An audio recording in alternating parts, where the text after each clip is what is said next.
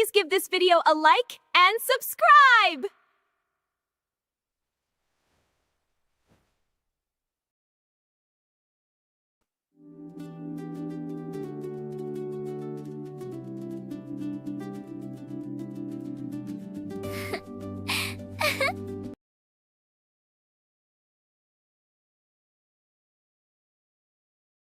Okay, and we're live. Hello, everybody, and welcome back to Honey Badger Radio. My name is Brian. I'm here with Allison, and this is Maintaining Frame.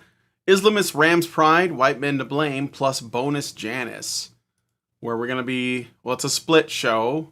We're going to be talking about two different videos, pieces of media. Items? Selections?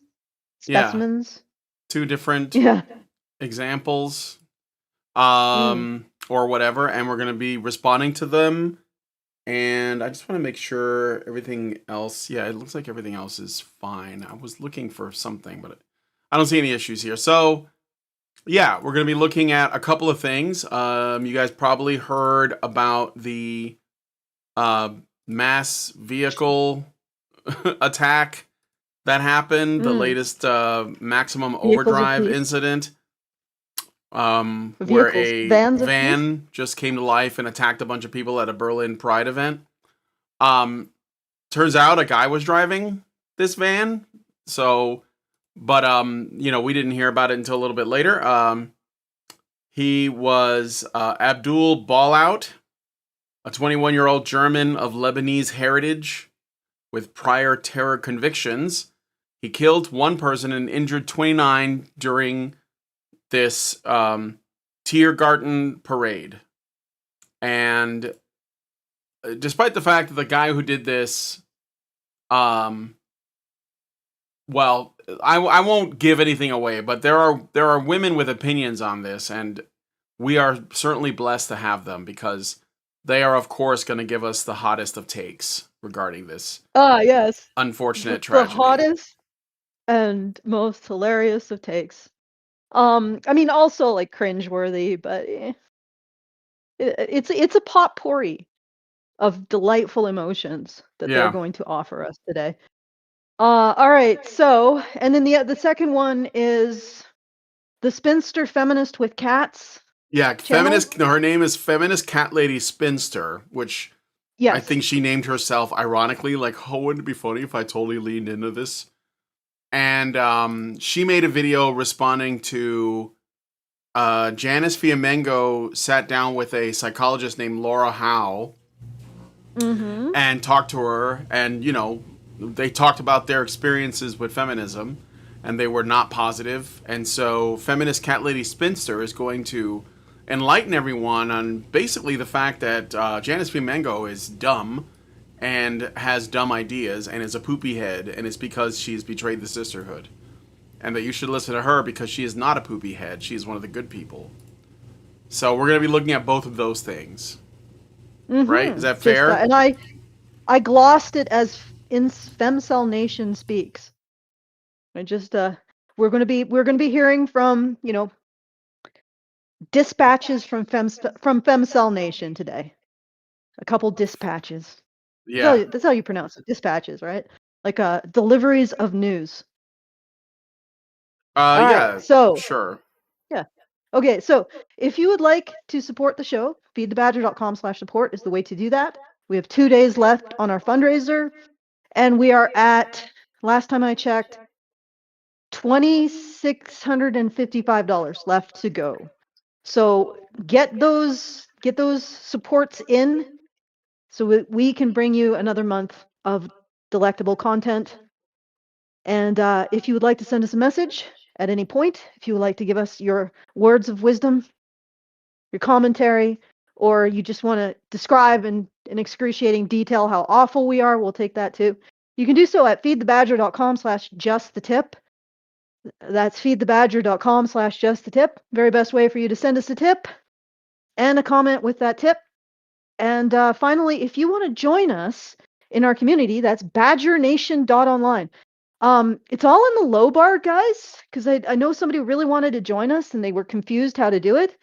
It's that you can look in the low bar. Of course, if you're listening to us in a podcast, then just go to badgernation.online. No more complicated than that. And you can join us there. And I've decided to start briefing people on all of my research activities that I do in a day, just so people can follow my travails in attempting to find the source of the mythical patriarchy. And what I mean by that is the actual proving of the term, where it was first coined, the feminist usage of the term patriarchy, because before then there was an anthropological and ethnographic use of the term, which just meant rule by father, which really should mean responsibility of father rather than rule. But regardless, I'm trying to find the location of the original concept, patriarchy, which is not just men in charge, but women oppressed. So men in power for their own benefit at the expense of women. And that's the feminist formulation. And I'm still trying to find where it was proven. Yeah. I suspect it never was. I strongly suspect that. Which explains why, to this date, after 20 years, no feminist can point to where patriarchy was proven, at least their formulation of patriarchy. So if you're interested in following me in my trip through the desert of the real, that is feminist theory or conjecture, then badgernation.online for that. And yeah, let's get into it.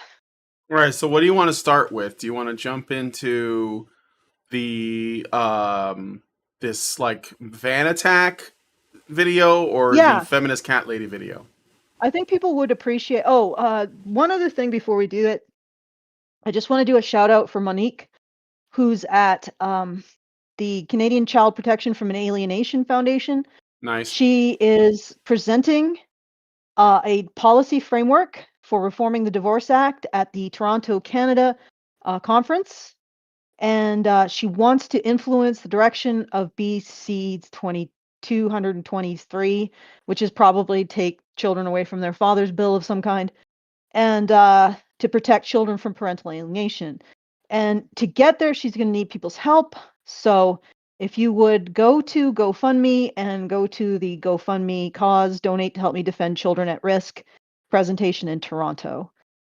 She does a lot of hard work trying to bring attention to parental alienation and how children are harmed by that. And of course, that's asymmetrically something that fathers face. So consider helping her out. And yeah, let's just go with the van life guy. Wait, okay. So the X post, right? Yeah, the Okay. van death guy, I suppose All would be the right. better way of putting it. So this is it right here. I'm sharing my screen so you see it. Did Allison? you just let me go in? Yes, I'm going in. I'm going in. I have so many tabs. Like, And it's in it's Discord. I'm sharing it's in Discord. yeah. I know. Okay. I know. I had to navigate through my computer. All All right. right, I'm in. I'm in. Let's do it. All right, so this is X post shared by Ollie London of Ollie London TV. And, well, I'll let the video speak for itself. So this has to do in the wake of the Berlin Pride van attack that was committed by an Islamist terrorist. Let's listen. I'm getting really, really sick of this. I'm getting really tired of having to repeat myself over and over again. So today, in Berlin, there was an attack. A van drove through a crowd of people celebrating the Berlin Pride Parade that they have every year. It's a huge parade. It's one of the biggest. And they injured, I think, at this time I'm making this video, this is subject to change, 17 people, and one person is dead. Okay, so it's a breaking story. There are going to be things that are going to come out and change throughout the life of the story, average. So the suspect is an Islamic extremist. That's their suspect right now. That's what I read, okay? I'm not going to say anything about the rest of the Muslim population because of actions of this one person. But what I can say is the people who were celebrating about this were all white men, young white men with crosses in their profiles. Because we've all seen it. We've all seen how you guys react towards gay people and how you wish harm on them constantly. I get constant hate. Is there any evidence of that? Not that I know of. I think I don't know. I mean, I haven't seen it. The only thing I Is this would, is this a womanism? Like she's like, well, you guys speak out against homosexual lifestyle, therefore you advocate for the unaliving of homosexuals. Like just she just fantasizes this. Like, where is the proof? Is there any? Can yeah. she not present some? Like even quote? No, no, she doesn't have Okay, to. all right. She doesn't have to. Like I said, I don't know for sure if there were no men celebrating this. I mean, it's the world. There's probably some somewhere, and I mean Christian men, because that's who she's going after is white Christian men. Even though this is clearly an Islamic attack, and there are likely Islamists that are happy that this happened. But if anything, and I'm not even sure that this is coming, I don't think this is coming from a place of schadenfreude for the people who were injured or killed in this attack. But if anything, there might have been let's say, a knowingness to the results. So it's sort of like, you have a country, it's going in the wrong direction. Like they're letting in a bunch of strangers that don't respect their culture and they're just there to colonize them. They're there to basically take over, not by the sword, but by the womb. This has all been said many times. It's well documented and it's been growing slowly in Europe for a while now. And there have been other vehicular attacks because they ban guns. So there are knife attacks, there are van attacks, there's other acid attacks, whatever. These things are happening. And I think that if anything, if I'm being as charitable to her as possible, there might be some people, men, who are looking at that and they're just saying, I told you so. Like, this is what happens when you let these people in who are incompatible with you culturally. This is what's going to happen. But it's not a celebration. It's not happiness. It's more of a, how do I put it? It's like a, you see? It's kind of like I told you so thing.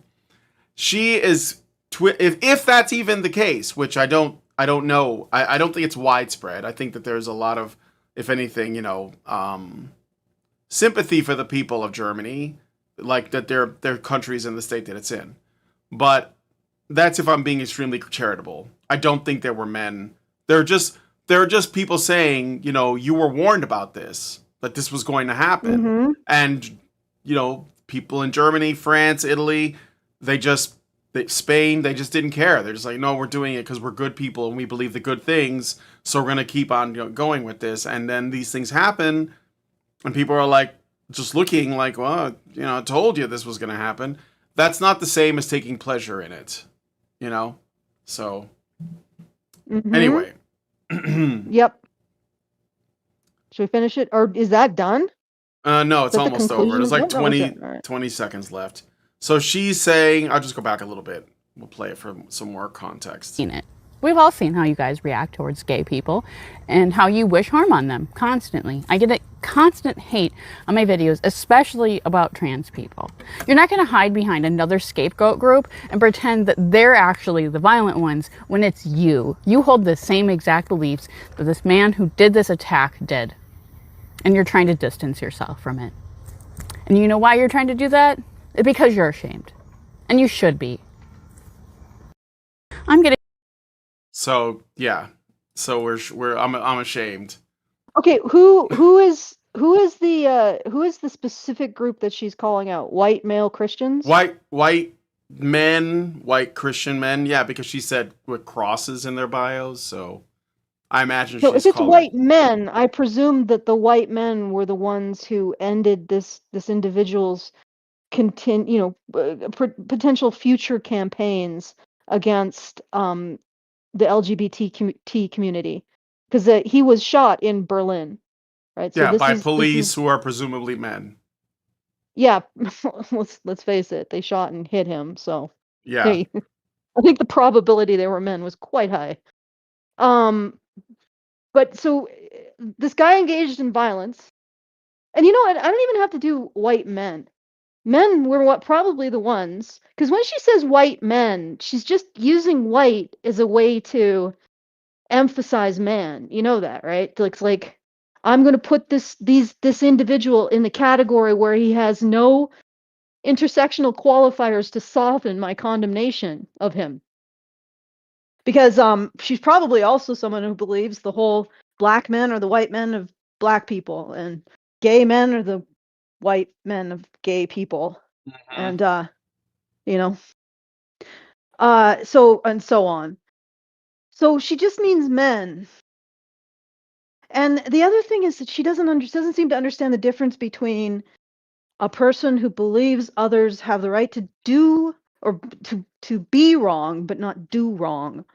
So there could be Christians who think that pride is sin, a sin, and yet would consider running people over in pride to probably be a greater sin. Yes. Right? And would endeavor to stop the second while trying to encourage the first to maybe develop better coping skills, shall we say. Right? And they would condemn the first without actually wanting to engage in any kind of violence. There's a difference there, okay? People have the right to do wrong or sort of be wrong. They do not have the right to do wrong. And I don't think she understands that difference, that you can disagree with someone while still upholding their basic civilian rights, right? As a member of the society which you belong to. Like, there's a difference there. I don't think she's aware of that. And that what we're talking about is an individual who is part of an ideology that doesn't believe in that. That he believes that if you disagree with him, you are in fact eligible to be given a ticket to the other side, shall we say. And that's a categorically different arrangement of morality. Okay? And of course, she doesn't recognize that. She just thinks that if somebody disagrees with someone, that is equivalent to another person wanting to unalive them for their beliefs. So this not is just not a wanting serious to, person. but actually going through with it. Yeah, he didn't just want to do it. He did it. Call him whatever, but don't call him somebody who accepts half measures. He went in. Yeah. He went in and he got that bag, as it were. But so she's making this false equivalence, and I would honestly say that's because her brain hasn't matured to the point where she understands the difference between signaling a position and embracing a standard of ethical behavior. Right? So she thinks that Christians who would never kill anyone, and in fact, astoundingly, many times when they are subject to violence, they seem to be like, I'm turning the other cheek and forgiving the person who did this to my family. And it's like, so they have an ethic of care and forgiveness, and they judge people based on their actions, and they may have an opinion about homosexuality or trans people, but they're not going to go out and murderize them for it. And she's judging them the same because in a superficial sense, they have sort of the same beliefs, like the same condemnation of LGBTQ plus. Yeah. Like, how do you explain to this person that there's a whole dimension of thought that they are incapable of accessing? Yeah. Like, there's how do you I how do you don't be think like you can. How do you Flatlander? There's a third dimension, you know? Yeah. You will never see it. You live in the 2D dimension. You can't see the 3D dimension. Yes, you can read, I don't know, War and Peace to your dog, but that doesn't mean they're gonna get it. So they'll like the tone. But they'll like the way you sound, they'll watch you, yes, they'll maintain eye contact, but they won't know what you're saying. Like, it's just noises to them. Well, I mean, I think it conveys meaning, but yeah, I get your it conveys tonal meaning, but Yeah, but even but that's not enough. Yeah, it conveys a tonal meaning, and they'll like the attention, but they just won't be able to picture the dimension that you're opening up with your words. I think that's sort of what we're dealing with here. She's in a place where the symbol of the thing is the thing. Like she probably slap a waterline test down in front of this girl, and she would not be able to pass it. So yeah, that's and then the other thing that I want to point out is now she's making the equation between Christians who would never do something like this, despite disagreeing with the, who knows, might just be pride itself, or the entire concept, or considering it a sin, right? And she's making this equation because they have they don't agree with pride, because she cannot see the content of the actions. She just sees the content of what they're signaling in terms of virtue. Yeah. Right? Yeah, and the other thing is that she doesn't condemn. Like, she's using a situation where these individuals are going to be targeted by this particular violent ideology, and they are, like, they have been in the past. And they, like the people on the left will trot out the whole right-wing extremism. You know that right-wing extremism also includes Islamic extremism in those statistics? If you consider right wing to be like socially conservative, yes. Yes. Actually, in fact, so it's like, they're probably much further down that road. yeah, exactly. Yeah. Like, because again, they don't have that concept of a civil society, and you can disagree while still supporting another person's civil rights. Or I mean, I'm not saying they blanket don't have that, but definitely Islamists don't buy into that. But the other thing is that she's not just trying to say that Christians and Islamists are identical, even though they are completely different in the actions that they take in order to advance what they believe.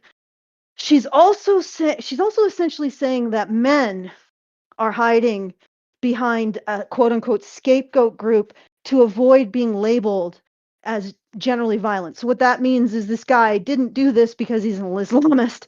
He did it because he's a man. You get what I'm saying? Yeah. Yeah. And then if men are like, hey, this guy's got a violent ideology, she's like, no. Well, yes, that violent ideology is masculinity. So renunciate your manhood. Yeah, but Alison, have you tried their food? Have you had the kebabs? Because yes, I mean, like, you know what? It's probably worth it to have a van drive through a crowd every once in a while, as long as I can get my hands on some of those kebabs. I'm just saying, they're delicious. It's worth it. I'm joking, but not really. I'm just referring to their typical arguments. Also, note, I just want to point out real quick, she says, if you want to listen, we can listen back to it. She literally says that she knows who the person is that committed this terrible, heinous crime. She knows that that person is an Islamic extremist and basically a terrorist. And she says, I'm not going to judge an entire group of people, i.e. Muslims, based on that one guy's actions. But allow me to judge an entire group of people, men, based on this guy's actions. So you want to hear that again? Because she said it. Sure, let's listen. Listen. I'm getting really, really sick of this. I'm getting really tired of having to repeat myself over and over again. So today, in Berlin, there was an attack. A van drove through a crowd of people celebrating Berlin Pride Parade that they have every year. It's a huge parade. It's one of the biggest. And they injured, I think, at this time I'm making this video, this is a subject to change. So real quick, she's got a dog. You can hear it panting. It's a big dog. I wonder if she's dog pilled. Okay, let's keep going. No! I know it's gross to think about, but I'm just saying. She looks like she's probably a teenager. She might, yeah. She looks really young, but I think at this time I'm making this video, this is a subject to change. 17 people, and one person is dead. Okay, so it's a breaking story. There are going to be things that are going to come out and change throughout the life of the story, average. So the suspect is an Islamic extremist. That's their suspect right now. That's what I read, okay? I'm not going to say anything about the rest of the Muslim population because of actions of this one person. But what I can say is the people who were celebrating about this were all white men, young white men. Okay, with crosses you're in right. their You're right, Brian. I'm not going to. Because it doesn't not count as like a verboten generalization when you're talking about men. Yeah, but go ahead. but you're Yeah. absolutely right. And again, white men is just, it's just like saying man. Yeah. It's actually redundant. You can just say man. Man Because as cubed. we know, yeah, man cubed. As we know, whiteness is actually masculinity. We went through it. Remember I think it was the Smithsonian infographic. Yeah. And we're just reading this, and it's like, yeah, you've just essentially said that whiteness is masculine, traditional masculinity. Fantastic. I'm sure black men love that graph. Yep. But anyway, so it is just man cubed. So she's saying, okay, she's not going to judge Muslims by this Islamist. Okay, fair enough. But she is going to judge white men by a bunch of trollsters on Twitter, at best. Like at best, that's what she's talking about. Yeah. And what So those it's a guys bunch- did on X is obviously worse than driving a van into a Yes, crowd at a and more private. judgment worthy. Yes. So we have gone using her, I don't want to use the word logic, but her thought movements. Her thought movements. We have gone from an Islamist man killing LGBTQ plus during a pride parade, at least one, and injuring, to white men being responsible, to just men being responsible. Let's be honest, right? We've just, and we cannot condemn the Muslim community. Fair enough, but we can condemn white men for the actions of this Islamist man. I think honestly, when you understand that what she actually means is that the thing that caused him to be violent was his masculinity, and that the men who are condemning him also have it. So she's saying, how can you do that? Then it makes a lot more sense.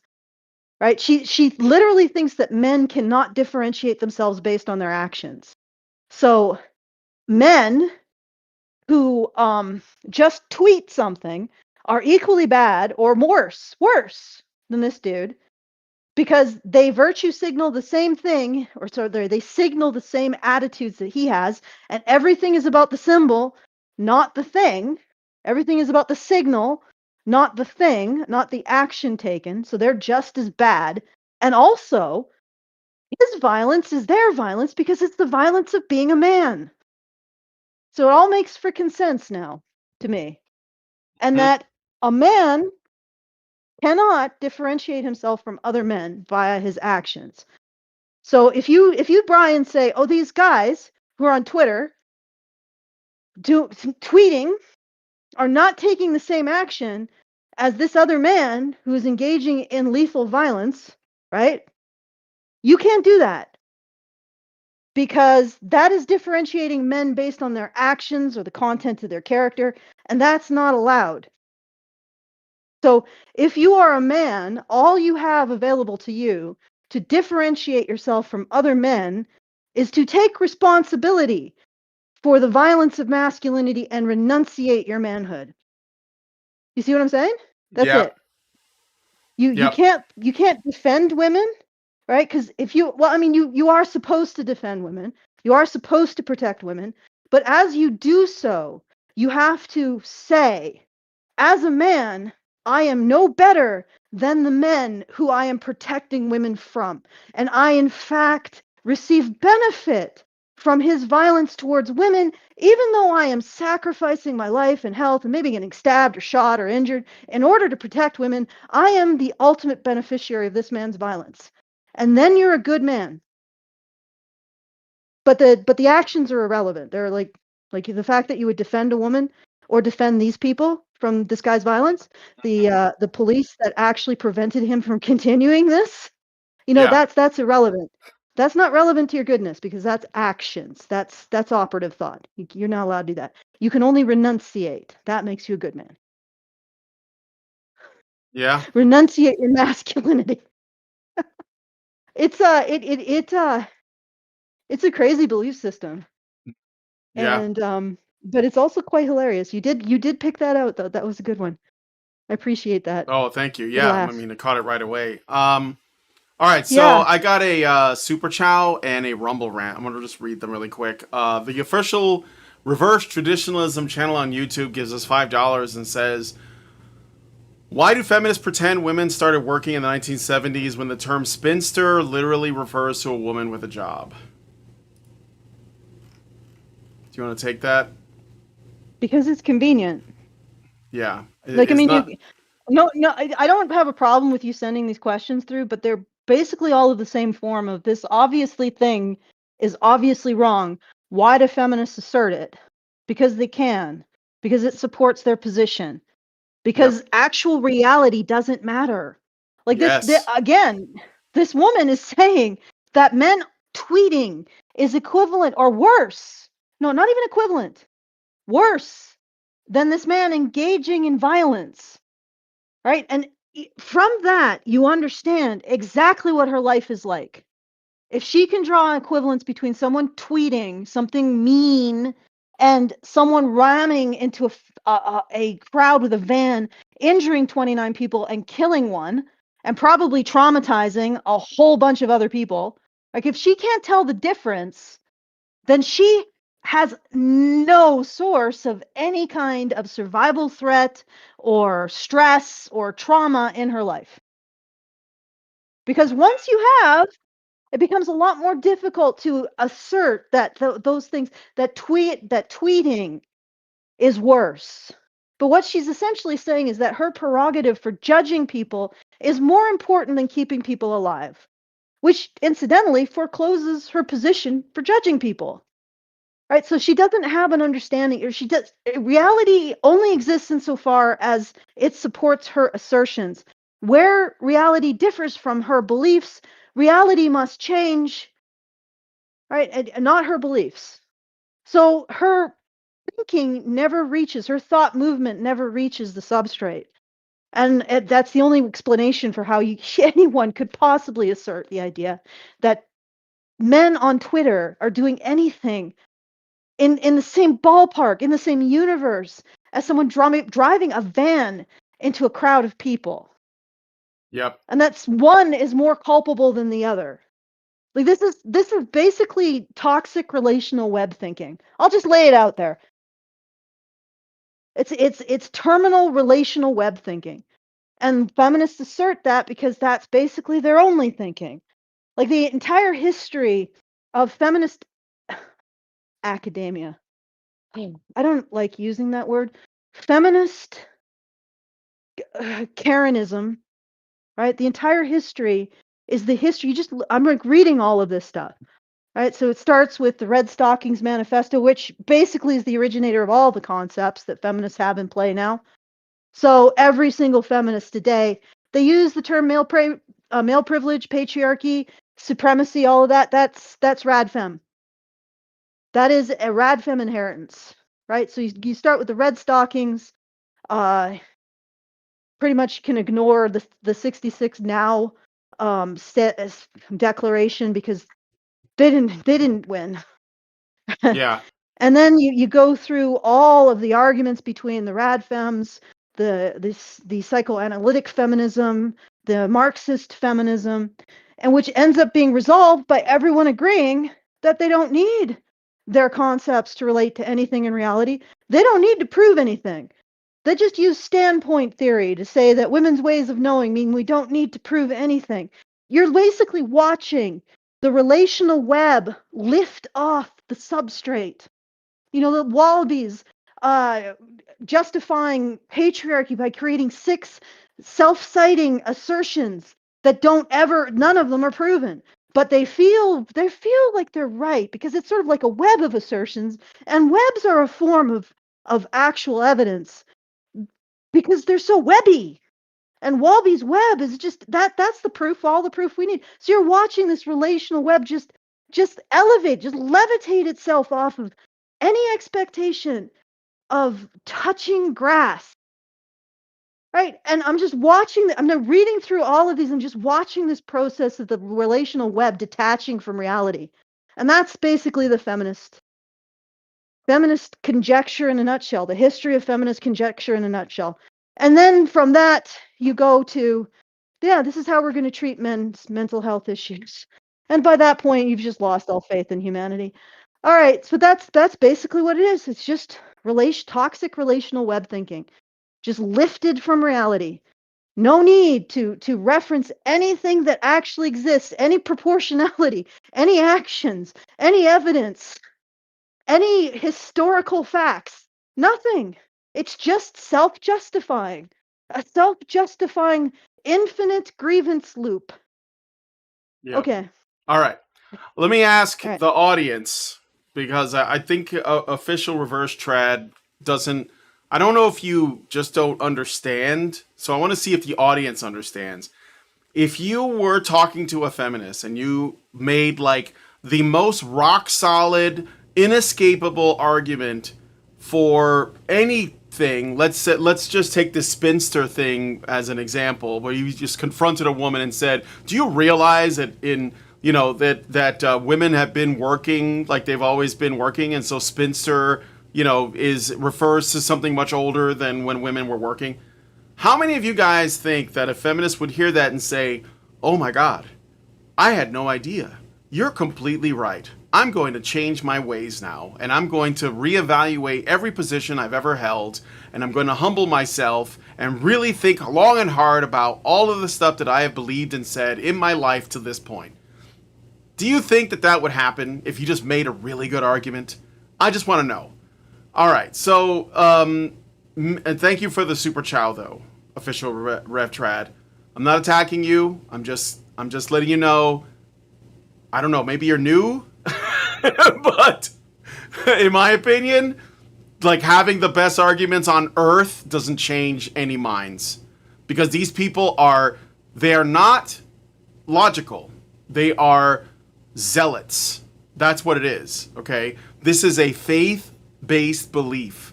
It has nothing to do with measurable reality. But anyway, M.B. Iverson gave us a Rumble rant and said, this is for $5, thank you, M.B. Iverson, and says, she belongs to an ideology that also believes that people who disagree with her should be harmed. That's why leftist people defend it so viciously. Yeah, I think if like men were killed in that attack, I don't think she would have a video out. I mean, there were probably men who were hurt because it was a pride event, but that doesn't seem to register. It might have even been mostly men at the pride event. Might have been.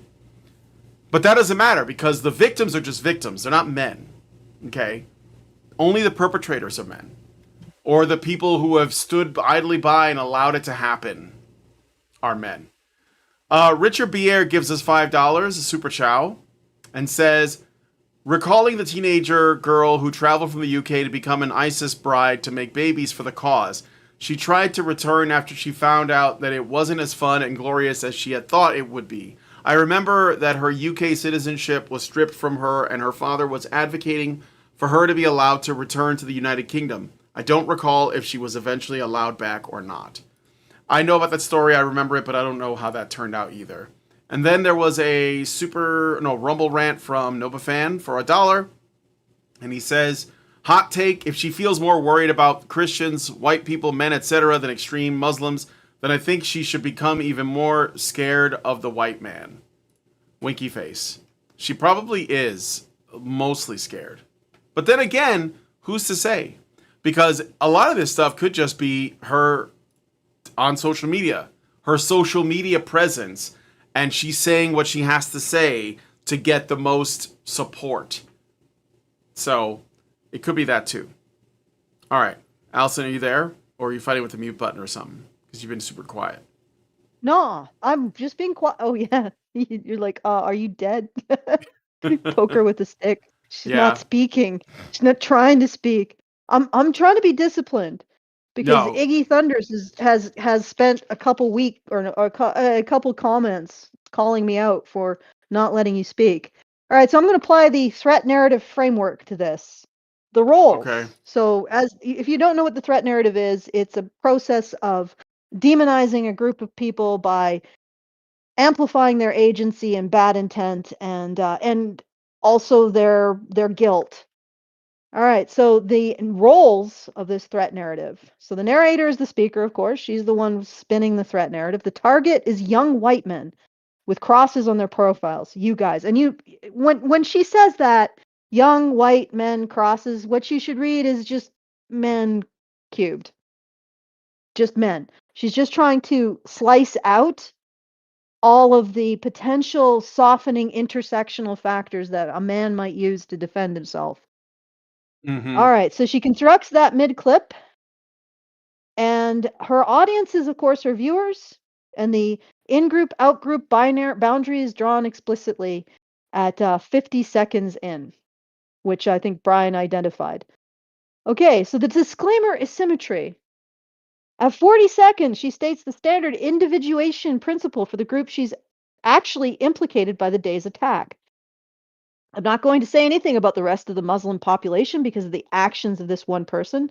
10 seconds later, she does the reverse operation on a different group with no connection to the attack. You hold the same exact beliefs that this man who did this attack did. The same speaker demonstrates back to back that she has the individuation principle available and chooses not to apply it to the second group. That's not any consistency to infer. It's stated in sequence on tape. So even Punished Claude recognized that maneuver, Brian. Mm. Punished Claude agrees with you. Hyper-agency, Borgification. The target's group's violent disposition is established by two proxies. Profile picture iconography, crosses, and her own comment section experience. I get constant hate on my videos. Neither is a measure of the demographic. Both are convenient samples, people who comment on our videos, generalized to a population, then equated with a named terrorist specific ideology. Right? That's the whole sequence, right? These men who are tweeting have the same, and that's actually really what's going on. So she's constructing this kind of relational web chimera, right? What she wants to implicate are men. But how does she implicate men? Because this is their great maneuver, guys. It's always men need to renunciate their masculinity, their manhood. But how does she implicate men? Well, she has to assemble a chimera. So first she says, white guys, right? You're just as violent. And how do you do that? How do you assemble the chimera? She has to add in men with crosses on their profiles so that she's pulling in that group because that group overlaps with people who may condemn or criticize the LGBTQ movement, right? So that's how she pulls in guilt there. And then she pulls in hatred to herself so that the villain becomes men and the victim becomes her. I don't know if you noticed that, guys, that this is about her asserting her victimhood and casting men in the role of villain.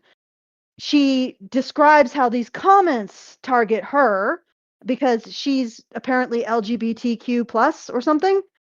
So she's making herself out to be the victim. Men are, of course, always the villain group. And this is how she acquires the villainous chimera. Men with crosses, white men with crosses in their bio. She uses white specifically to foreclose any kind of appeal to intersectional defense in a man. Then she uses the crosses to pull in the ideology that she needs to condemn. And then she uses these are the commentators in my own videos attacking me and throwing hate on me to make herself the victim. That's what she's doing. Do these things actually connect? Probably not, honestly. Maybe in her mind, but again, there's no evidence. She doesn't give evidence of the men with crosses cheering for this man or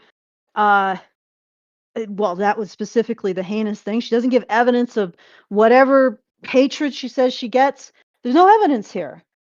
It's all just pulling abstractions together to construct a symbol of villainy. All right, so hyper-agency Borgification. The target group's violent disposition is established by two proxies: profile picture iconography, crosses, and her own comment section experience. I get constant hate on my videos. Neither is a measure of the demographic. Both are convenient samples. People who comment on her videos, generalized to a population, then equated with a named terrorist-specific ideology. Yeah, I'd already read this. Apologies, guys. Deconstruction as construction. You're not going to hide behind another scapegoat group and pretend that they're actually the violent ones when it's you. Preempts the individuation argument, which she just gave to Muslims, by recasting it as bad faith deflection before it can be made. The framework's diagnostic move. Raising the distinction is treated as the crime, not as a claim to be evaluated. So she's going to say we can't condemn the Muslim community, fair enough, individuation, but at the same breath, she uses the thing that would be used to condemn the Muslim community to condemn Christian men with crosses in their bios. And then forecloses those men saying, hey, what are you doing? What, I had nothing to do with this, by saying, well, that's just that's proof. That's even more proof of your guilt. Your professions of innocence are even more proof of your guilt. Like I said, every road leads to men just renunciating themselves. The target is often offered exactly two positions. Villain secretly holds the attacker's belief, or the coward who hides and distances. No third option. Individual with no relation to the attack is available in the frame as constructed. Hatred, obsession, inverted valence. Because you're ashamed, and you should be, assigns a deserved guilt to the target class directly, closing the segment on the frame rather than on a claim about the actual attacker. So, that's how she basically lands on, I'm a victim. I'm a victim of this situation, guys. I'm the real victim, and men are bad unless they renunciate themselves, and they're still bad. But you're just always bad. Don't expect any thanks.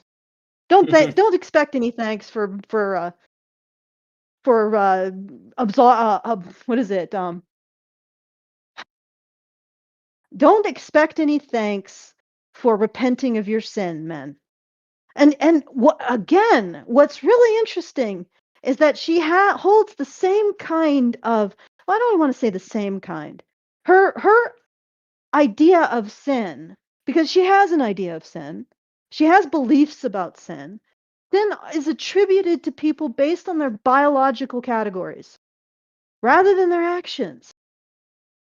Right now, whatever you are with Christians condemning the LGBTQ lifestyle or criticizing it, at least you could say that there's a way of getting out of that category, right? But there's no way to get out of the category of being a man. None whatsoever.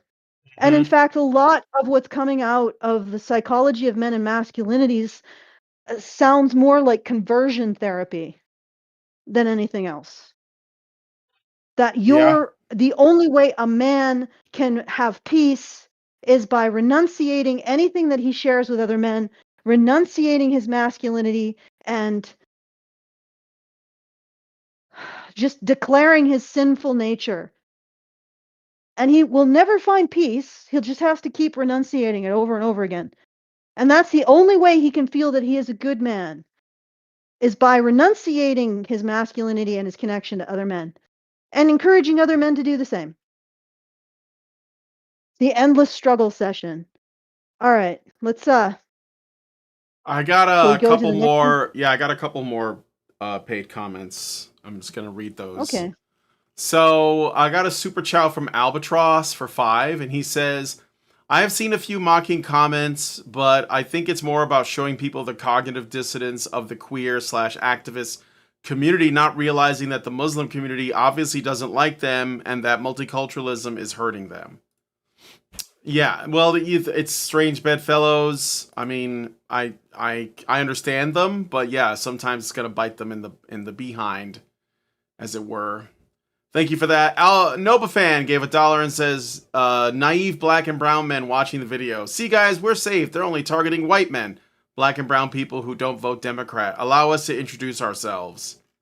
And then I got a super chat from Richard Pierre for 5, and he says, the surname Webster was a description of a female weaver, and the surname Brewster was a designation of a female brewer. And now, to be more on topic, what is the difference between this rhetoric being espoused and the rhetoric that was used to excuse me, that was used to rile up entire communities to seek out witches and execute them? See also the rhetoric being used in the high-profile cases where the racial angle is being used as the foundation, and see how it compares to the witch-hunting rhetoric. All right. Thank you for that. And I think that's it. So let's, are we going to the other video, or do you want to say some more stuff about this one? Okay, we're going to the other one. All right. FemCell number 2. Let's do it. All right. So I do have time codes, but maybe I'll play a little bit of the intro so you get a sense of what we're getting into. So here we go. You know, I would like to have feminism recognized as the hate ideology that it really is, and for it to be discredited. So right off the bat, I just want you guys to know where this woman's coming from. Her channel's called Feminist Cat Lady Spinster. Her Instagram is Disobedient Jezebel. And she's got like a full moon on her opening. So what a tryhard. Make of that what you will, with like creepy music. Official Reverse Traditionalism channel gave us another super chat. I'm just going to read it before we continue. For 5, and says, sorry, I have been lurking as a Badger fan for about 12 years, but I've only been debating feminists for about 6 months, and I genuinely am baffled at finally realizing it just isn't about the argument. Yes, it's not. And people really are that stupid and evil. I don't know that it's stupidity so much as they can. Evil? Because feminism is the only... Well, I didn't say it wasn't evil. That's why I said I don't think it's stupid. Feminism as a discipline is above criticism, even from within academia itself. So it's embedded, and no one has the balls, and in many cases literally don't, to actually like dismantle it and discredit it, which is why, again, Janice Fiamengo opens with, we got to find a way to discredit it. Obviously, the people who are pushing it don't care. They don't care how good your arguments are. So... All right, anyway. Well, I mean, the argument is substrate, right? It's the reality that they foreclosed during the formation of, or the derivation of their concepts. Like, I am going through the feminist corpus, so that's feminist theory, about 13,000. Now I can't do it like manually, at least not all of it. And a lot of it is just basically dissertations and theses, and it's all kind of chaff that feminist students create that nobody even reads, much less cites. But yeah, there's going through this, what I have discovered is how much they violate what so-called Brickmont call abuses of science. Now, Sokol and Brickmont apply those abuses to humanities or soft science, borrowing hard science concepts. But what happens in feminism is they borrow concepts from a harder science like sociology or even psychology or anthropology. They borrow concepts from those fields. And actually, I shouldn't even say they borrow concepts. They borrow terms, right? So a feminist will borrow a term like strain, which has a specific conceptual meaning in the psychology literature. So Good originally wrote about strain, and it's a fairly obvious, but again, academia is about exploring the obvious. He basically described role strain, as people have roles, and the roles have demands that they have to live up to, and those demands are usually greater than their ability to fulfill them. So it was a completely gender-neutral description of role strain. It was about demands placed upon the person, not benefits, demands. That was stolen by Pleck, who is basically foundational to the psychology of men and masculinities field, which itself is founded on feminist conjecture about men. He stole that term completely divorced it from the underlying concept and said that male gender role strain is a result of their privilege. So we go from a concept that's about how a role puts demands on a person, and those demands create strain living up to them. So that's a burden concept. So we go from strain as a burden concept to strain as a privilege concept, and there's no derivation. Like, Fleck does not explain how male gender role strain as it derives from goods role strain at all. He doesn't explain it ever. He just steals the term and the valor of it, the legitimacy of it, and then appends it to a feminist concept and calls it a day. Just welds it in. Hey, here you go, my postmodern feminist concept. And it's like they do this over and over and over again. Now, if they had done that to a physics concept, Sokal and Brickmont would have called that abuse of science. And I say that the spirit is the same. Fleck was taking a concept from a much more established and empirically grounded field, welding it to a feminist conceit, and then calling it a day. So he's stealing stuff. And this happens over and over and over again in feminist conjecture. They do it constantly. So what I'm going to do is I'm going to map it. I'm going to map every instance of them doing this, of violating Sokal and Brickmont's abuse of science, which has like four dimensions of abuse, and then also Greenward's formulation, which is basically taking concepts and completely lying about their provenance, what they actually mean, and citing them without including the actual content of the concept, or even completely misrepresenting what the concept is. And it's rife in feminism. Like, everything that is terrible about science, literally, that's feminism. Yeah. That's feminism. It is, even if it wasn't morally bankrupt, just on the level of farce, theft, misrepresentation, mislabeling, vocabulary juggling, stolen vocabulary, woozles, lying, just on the level, the sheer amount of academic fraud in feminism, it's a monstrosity. Before we even get into asserting that half the human race is subhuman. So yeah, that's my little rant. Shall we let's talk, feminist cat lady spinster. Let's talk about feminism. All right. I'm going to finish that super chow I was reading before, and I got another rumble rant, and then we'll continue. Okay, genuinely baffled by at finally realizing it just isn't about the argument, and people really are that stupid and evil.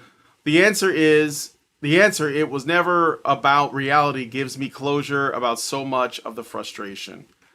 Yeah, they believe they can make things real by speaking it into existence. And all it requires is for everyone to go along with it, and to some degree, they get what they want. All right, so just to clarify, it's Greenberg, not Greenward, and it's citation distortions, Greenberg, and it is fashionable nonsense by Sokal and Brickmont. So if you're interested in looking in these kinds of like a scientist calling out this nonsense in the soft sciences. Okay. Yeah. Let's all right. Speaking of nonsense, let's begin. Well, I'm trying. I got another super chat. I got to read them because they'll get stuck. So Dylan gives us $10 and says, "You don't argue to convince your opponent why they're wrong. Their hearts are hardened. You debunk their arguments so that others see the errors in your opponent's position." Thank you for that. Yes, that's true, but there has to be an audience. Otherwise, you're kind of wasting your breath. And you shouldn't get frustrated because you haven't changed their mind. Because, again, you're not dealing with people who are thinking. You're dealing with people who have zealous conviction. But okay, let us start. Hi, and welcome to, or back to, my channel where I offer my thoughts and opinions about whatever catches my attention. I'm Kit, and today, per request, we're looking at a video from Laura Howe, The Truth About Feminism's Impact on Marriage and Men with Janice Fiamengo. Longtime subscribers might remember Janice from the Make Women Great Again convention where she was one of the speakers. Other than that, Janice's claim to fame is, well, direct from her Substack bio. I am a retired professor of English with a long-running video series about the fraud of feminism. As for Laura, per her channel bio, Laura Howe is a relationship therapist specializing in sexless marriage and female sexual desire in long-term relationships. Very curious as to how she ended up here chatting with Janice Fiamengo of all people about feminism, but okay. So the video opens with both... All right, I'm just pausing it there. So, Great Indoors gives us a $5 super chow and says, this pink-haired lady basically does a variation of the following Norm Macdonald joke, only 45 seconds long, and then includes a link. I guess he wants me to put this on. Do you want me to play this video that he shared, Allison? Let me see. It's sure. Let's do it. All right. It's only 45 seconds. I know the joke, but I'll play it for you guys. Well, I can't say my friend's name, but he said his biggest fear is that ISIS or some terrorist group like that would get a hold of a dirty bomb and explode it over a major city within the United States and kill tens of millions of people, because then the blowback against innocent Muslims would be absolutely terrible. Yeah, that's horrific. That's true. All right, let's do some jokes. Okay. All right. Well, you know, that's the important thing. Exactly. Okay. So so she's not happy with the fact that Janice Fiamengo is talking to this Laura Howe person, and that Janice Fiamengo was at the Make Woman Great Again conference, which was that was years ago. I don't know if you guys remember that. And we actually did a response to an interview that I think, or it was like I think it was Piers Morgan had, or maybe it wasn't, it was some other show, had Janice and Anthony Dream Johnson on. Anthony Johnson was the guy, Beach Muscles. He was the guy that was putting this whole thing together. He has since then, as far as I know, he doesn't even do this stuff anymore. Like, his mother was like murdered or something, and he's just been on a crusade against his father ever since. I don't know if his father's responsible. He blames him though. So that's like a whole, but that's another rabbit hole. But my point is, Janice once did an appearance for the Red Man group. They did the Make Women Great Again event, and she went to that. I don't think she agrees with those people on a lot, but I think that she accepted the invitation because it gave her an opportunity to talk about what she cares about. But this woman is going to basically at every opportunity associate Janice with that group, which basically means that she's an honorary male in her eyes. So, all right. Shall I get into the... you can become that? Yeah, if you've done things for men, I mean, she doesn't say it explicitly, but apparently the fact that Janice appeared on that at that convention, which was again years ago, that's enough for her. Like, she might as well just be one of those dudes at that point. So, all right. So I'm going to jump ahead to the first time code here. And it's like 8. Yeah, we'll start from here. Feminism makes people that way, and I would... I want to go back a little bit. Okay. ...about, or the only interest they have. Good grief. Anyway, I really recommend The Age of Grievance by Frake Bruni. It brings out the entitlement mentality that some women have. It, I think, exacerbates envy and discontent and anger. It leeches away loving kindness and softness and nurturing. And for all the talk of how women are the ones who care for the weak, it seemed to me that it takes away caring from women. So anyone can call themselves a feminist. Angry people, entitled people, mean people, whoever.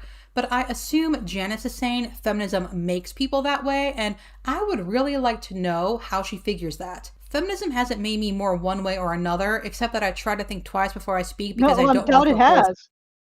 Yeah. Okay. No, it's okay. It's okay. We'll let her finish her point. So she says what it has done is allowed her to think before she speaks. Okay, sure. Sexist norms. And yes. So that she doesn't reinforce sexist norms. So it's not a form of control, but it kind of is. Let's go back a little bit so you can hear that again. Mean people, whoever. But I assume Janice is saying feminism makes people that way, and I would really like to know how she figures that. Feminism hasn't made me more one way or another, except that I try to think twice before I speak because I don't want to uphold sexist norms. And yes, that includes against men. And I try to ask more questions of why I'm doing whatever it is I'm doing. Okay, you're going to be held to that now. Yeah, she says that. She says that. Okay. Yeah, but she gets to define what are sexist norms against men. That's the catch. Well, sexist, I mean, what does that mean? Like, are we talking about social things? Or are we talking about biological things? Like, what are we talking about? But let's keep going. So I really began to question whether feminism was really what feminists said it was, whether it was really a movement for equality, because I couldn't see very much equality. I couldn't see any mutuality, any reciprocal commitment, any equal caring for men and boys. At its core, feminism is about equality, though different feminists focus on different things. And I would say that, yes, it's about advocating for legal, social, financial, etc. equality, and also examining how those inequalities came about so we can understand how best to unravel them and ensure they don't happen again. But it does start with you. Men. Like, literally, they blame men. You have to actually accept the framework that men are to blame. You can't get away from it. If you've actually read the foundational documents, they say that the issue is men's oppression, but that has never been proven. Like, I mean, as so far, nothing. And I've gone through pretty much everything. Every place where it could have been proven. Nothing. Right? And there's no actual citation of where it's proven, which makes it worse.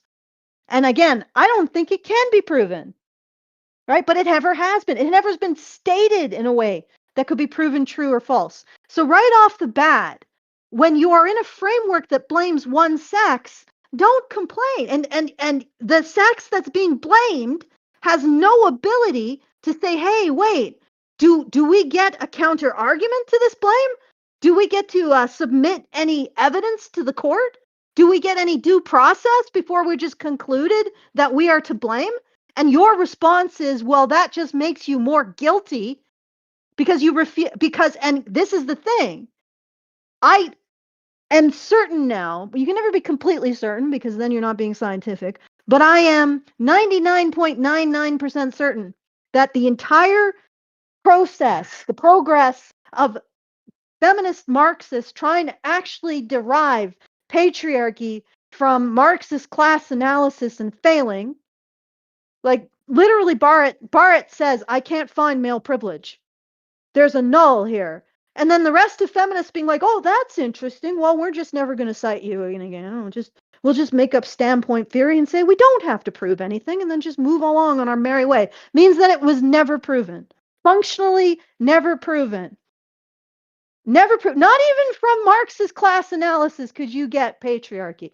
Not even on the easy setting, ladies, could you actually derive and prove your assertion about men being to blame. So, lady, when you say, I believe that men are to blame, and I get to believe it because of women's ways of knowing, because I'm superior as a woman, because men aren't capable of relationships. They can't have loyalty or love. This is shitting stuff directly from feminist theory, guys. Hartsock. Men are permanently closed off from standpoint theory because they are incapable of forming human connection. Unlike women who are deeply compassionate. Hartsock, right there. That's the justification for feminist standpoint theory, which is why they don't need proof that men are oppressive. They just have women's ways of knowing, which is based on the fact that women are emotionally superior to men. Right? This is what she's talking about. This is what's coming out of her mouth. And then she has the audacity to say, we don't hate men. We just think they're incapable of human connection. Therefore, they are emotionally inferior and don't have an opinion on us blaming them for everything. That's not hatred, guys. It just, I mean, you might feel like it, but that's just your guilt. I think she has the audacity. Go eat your heart sock, lady, and tell me if that's not actually a little bit misandrist.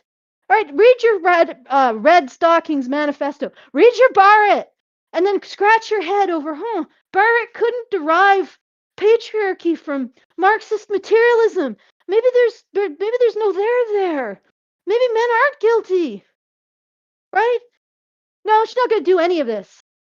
She's just going to inherit all of these premises that were never proven or even actively found to be not true. She's going to inherit all of them in a framework in which men are eternally to blame with no defense, and say, this is equality, guys. I mean, I'm setting myself well above you. I'm denying that you even have the human ability to bond, thus making me entirely emotionally superior to you, and which is the position from which I'm blaming you for everything. But why do you feel that you're unequal? God damn. Okay. All right. Let's continue. If you don't examine yourself. What's going on, guys? Did the stream stop? Let me see. People are putting F's in the chat. F's? Who's the F's in the chat? Was it me? Did I fuck up? No. My internet connection is dipped a lot, but it's still up. It's just really slow for some reason. Yeah, I don't know why that is. Did that actually come through? That was an impassioned rant. No, I'm still live. We're still live. It just says there's buffering. Okay, guys, did you hear my? It's probably because You're saying now there's no sound? YouTube. Try refreshing. There's definitely sound. There should be sound. I can hear it. I just tested it. Yeah, it's working. Do I need to go through my feminist rant, guys? Allison, no, you did the rant. It's done. You guys they can hear it. It was just a hiccup in the internet connection. Okay. So, I'm going to continue the video. Change the way you interact with the world. You're not going to get very far. And really, the only thing you can for sure change is yourself. And that's a big step towards social change. All that to say, feminism isn't about dictating to others how they should behave. And if someone says, I'm a feminist and I have to tell you how to live your life, or you'll do it wrong or in a way I don't agree with, ask yourself, how does that liberate anyone from anything? Feminism literally has become the foundational belief system for the psychology of men and masculinities field, which itself informs mental health interventions for men, for the Association for the American Psychology Association. They 100% tell these men how they're supposed to live their life, or they deserve their mental health challenges. I've actually challenged psychologists who say they believe this stuff, if they'd actually say this to a man who has mental health issues, and they just go silent. But who knows? Maybe they are mendacious enough to actually say it in the privacy of their own therapeutic struggle session chambers. But literally, they are saying to men that their masculinity is a contributing factor to their ill health, their mental health problems, which not only is empirically false, it's also reprehensible. And finally, it is a form of conversion therapy. Okay, it shares a lot of similarities to that. All right, so this lady should realize that they are saying that you need to live your life in a particular way. They're definitely saying that to men. They may be a little bit more leery to say that to women, but they 100% say that to men. And you also say that to men. I think you've already said it to men. No, we're not telling you how to live your life. We're just saying you're a despicable reprobate who should probably be arrested and charged with some form of harassment if you don't comply. And you should also lose your job. But that's not coercion. You still get a choice. Yeah, so the same choice that Epstein, or not Epstein, sorry, Weinstein. I got the wrong Steen. Boy, there's some commonality there. Wait, no. Oh, Weinstein. whoa, whoa. Weinstein said to those women, all right, they could have walked away. They could have said no. Anyway. Yeah. Okay, let's All see. right. Let's continue. Let's get to another time code. So I think there's nothing left there. So we're gonna jump ahead to 1612. Let's go like right here. Sometimes these time codes are not exact. Friends, etc. That is wonderful for Janice. I'm really. Let me go back a little bit. I don't think you Sorry. are. I'm older now. I grew up in the 1970s when feminism was, at least the second wave of feminism was going strong. I experienced nothing in my life but kindness, generosity, and support from my male teachers, mentors, friends, etc. That is wonderful for Janice. I'm really glad that was her experience. That does not, however, give her the authority to invalidate or ignore the experiences of other women. And you know what? I've also had loving and supportive men in my life. And that is one of the reasons I'm a feminist. So, anecdotes are no good unless they're her anecdotes. Because what was this standpoint theory is the idea that your truth is just as relevant or valid as any other truth. No, that's not standpoint theory, Brian. Okay. Well, what is it? That is not standpoint theory. Okay. What is it? Standpoint theory is not that anybody's truth is relevant. It's that truths are ranked on an intersectional hierarchy. Yes. So that the oppressed have more understanding of the oppressor than the oppressor has of the oppressed. And women get to define themselves as oppressed based on the fact that they are oppressed. So standpoint theory is women have a greater understanding of oppression because they are the oppressed, which proves that they are the oppressed. Right? So that's why they don't have to prove that they're oppressed, because they are oppressed and therefore have a greater understanding of oppression. That's standpoint theory. It is absolutely not that everybody's beliefs are equal. No, for example, Fiamengo's beliefs are not equal because they are false consciousness. She has the consciousness of the oppressor, which is also standpoint theory. Only feminists understand truth. Get that? Yeah. This means that only this girl understands truth, because Fiamengo Janice Fiamengo has the false consciousness of the oppressor, and she, as a feminist, has true consciousness of the oppressed. As a woman, she has been oppressed by men, and that gives her the criteria on which to assert that she is oppressed. Do you see the circularity of it? It essentially just means that women are superior to men. And also they've attempted to derive that from various other disciplines, like psychoanalysis.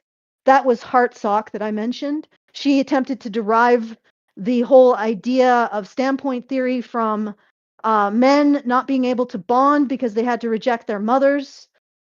So as a result of rejecting their mothers, they apparently rejected their humanity, which means they just don't have the standpoint, the capacity to understand relationships between men and women like women do. It's incredibly circular, and it does not result in everybody having equal say. Absolutely not. Because you would not, Brian. Like right off the bat, you are disqualified as a man. You might regain some standing because you're Puerto Rican, but you are disqualified as a man. Yeah, not a lot. As soon as you disagree, you're, of course, the white men of Puerto Rican people. So yeah, it's a deeply hierarchical, very aggressively hierarchical structure that determines who gets privilege over their own thoughts, because that's what these women are after, controlling people down to their frickin' brainstem. And no, that's not standpoint theory. And do you want to continue? Sorry, I just need to correct that. That's fine. I got a Rumble rant from Roboto. He gives us $1 and says, "If feminism is about freedom, why all the oppression? It's not." Okay, go ahead. Yeah, it's not about freedom. That's a lie. Nope. Okay. It's just... I'm gonna continue. So she's explaining that you just don't get it, and that she cares about the men in her life too. Experiences of other women. And you know what? I've also had loving and supportive men in my life. And that is one of the reasons I'm a feminist. I want them to be able to fully embrace their humanity as well. I have spent nights talking them off that ledge, and I have seen how patriarchal rules and expectations harm men. And then they apologize for daring to show emotion, and it just breaks my heart because, no, you're human. It's natural, and especially so around people you care about and who care for you. And that is why I don't hate Janice. You notice how she has to import this unproven assertion that men are to blame? Patriarchy. Yes. So she's talked men off the ledge. Why are the men in your life suicidal, my dear, in the first place? She thinks that's just the way, the normal state of men, the default. The masculine norms, they're making me kill myself. Yeah, that's and honestly, it's all false. One, patriarchy has never been proven, and it's actually reverse proven. The Marxist feminists could not derive it from Marxist class analysis, which is that is deriving oppression easy mode. All right. Two, masculinity is not associated with mental health problems. Okay, so right there, what she's saying is wrong. And then the other thing is that she gets to define what it is to be human. I want men to have the full experience of being human in a context where I reserve for myself the ability, I reserve for myself as a woman the understanding of human connection, loyalty, and love that men don't understand natively. But I could tell them, I could inform them, I could make them, well, not human, but I could elevate them from their crude, violent, base natures through my femininity and feminism. Like, yeah, you're so beneficent, lady. You're so giving. You allow the fact that men, if they agree with you and do everything they say, that you say, could become human. I mean, not really human, but human adjacent. What a piece of... Okay. Yep. All right. I know you have a hard limit, so... Yeah, I do. Hard limit. We got a half hour. Let me see here. Let me just make sure I'm done. No, there's some more time in this time code. She's doing. She's not only trying to convince men that women aren't. What? Is anyone else just pissed off by this one? Okay, let's. No, she's annoying. Yeah, for sure. Okay. No, you're human. It's natural, and especially so around people you care about and who care for you. And that is why I don't hate Janice, but I hate what she's doing. She's not only trying to convince men that women aren't oppressed, but she's trying to coax them into being complicit in their own suppression. Okay, all right. She's not only trying to convince men that women aren't oppressed by men. So basically what she's saying is that Janice is not only trying to convince men that they are not to blame for women's oppression, right? And then she just, right after she says, oh, men can feel feelings. Really? What feelings? What feelings are men allowed to feel, lady? Are they allowed to feel hatred at other men and their masculinity, hatred at patriarchy, hatred at the identity they share with other men, and warm contentment that you have enlightened them? And also, how does somebody who blames men for the worst possible sin. Let's face it, this is how you condemn people. When you want to condemn and demonize an entire culture, what do you say? You say that they harm their women, right? Or that they're a threat to our women. So feminism uses the demonization, the weaponized demonization language that we use in war propaganda, directs it at men, and then has a song and dance about it, how it cares about men's feelings. Well, not men's feelings being subject and targeted by war propaganda, but just the other feelings. Like how do you credibly assert that you care about the feelings of a group of people that you are targeting war propaganda towards? How do you credibly assert that, lady? Right? And she just and she does it in the same damn sentence. It's because I care about men's feelings. That's why I assert war propaganda against them. Oh, let's keep going. All right. Because her life is comfortable and therefore everything must be fine. And to start talking about how we can So work wait. So because Janice Fiamengo has had a good life and had men who've supported her, the fact that she says, and it's not just because of her own personal experience, she's just talking about her motivation, right? Her emotional motivation. Her actual position is reasoned and empirically sound, unlike this woman's, right? So, but because Fiamengo has had good experiences with men, she can't push back on the war propaganda that feminism is directing at women, or sorry, at men, because somehow that will cause men to feel like they can't have feelings. Yep. I think that once you're in a position, like really honestly, we need to foreclose this idea that feminists give a crap about men's feelings, aside from trying to silence them. Once you are in a position where you assert that men oppress women, you don't get to talk about caring about men's feelings. Right? Once you've foreclosed men's right to exist, you don't get to start saying, oh, I care about their lives and their well-being. Fuck right off. All right. Okay. Sorry.